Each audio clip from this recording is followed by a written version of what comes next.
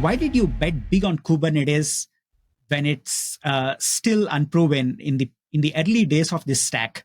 Yeah, so good memory, Johnny. I remember that meeting as well, right? So we've had a long journey together, and you've definitely followed us closely. Um, so so I'll rewind back, right? Let me do a quick history lesson. When we first got started, right? So this is in the 2011 timeframe. I mean, if you recall, at the time, the market was just discovering, what PaaS was, platform as a service. One of the earliest, if you will, progenitors of that market at that time was Heroku, right? So that was the gold standard everyone was sort of measuring by.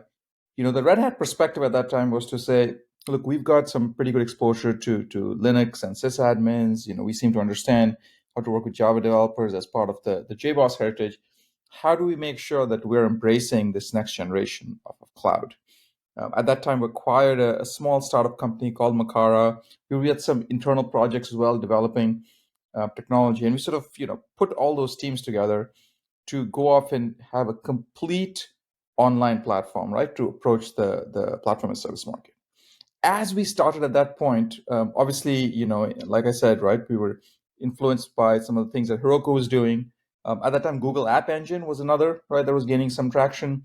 Everyone was focused on developers getting, it was PHP applications and WordPress blogs and, all of these, sorts of things, right, that were running in the various environments. We started seeing some early customer interest as well to say, hey, can we go and deploy this, where we are running at scale. Now, customers at that point hadn't fully embraced public cloud yet. They were in the pretty early stage of that themselves. And so we made a decision at that time to say, let's make our platform available not just as a fully hosted offering in the public cloud, let's make that available on-premise as well. Right. So we launched that in 2012 at AWS reInvent, right? And that's maybe one of the things that you're recollecting. And we started getting some customer traction, right? So at that time, it was OpenShift doing that. Another community got started around Cloud Foundry, and they started getting some groups of companies together and getting traction.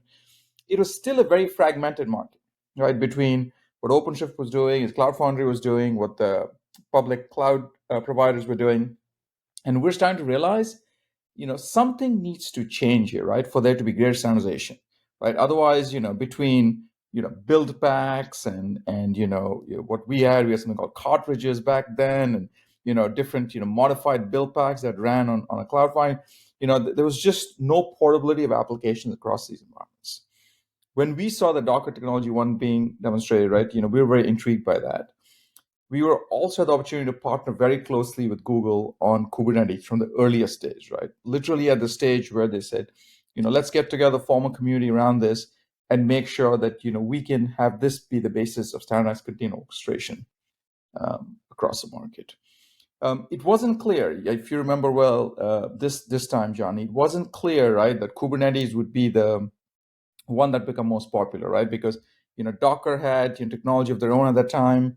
There was technology coming out of Hadoop as well. Back in the days, there used to be Mesos, right? For resource allocation, and all of these were out there. We really thought we had a great opportunity. One, with the commitment to open source that Red Hat has, but also the investment that Google was making in it to make this an extremely popular standardized container orchestration technology.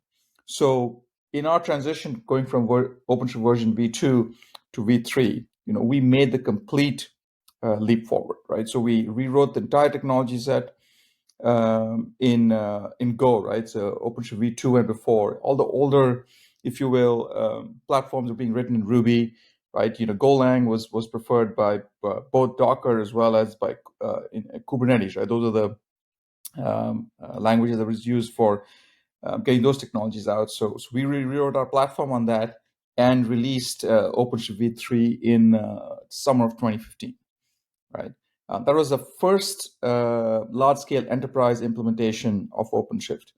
And that really captured the market, right? I think we were just at that right stage of when customers started to realize the benefits of what a PaaS could do at scale, both obviously in their own on-premise environments, but then also in the public cloud.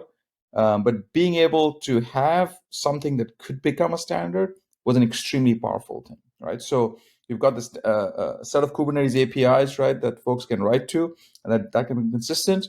And then all the different vendors or providers can make sure that they're providing alternatives of the implementations.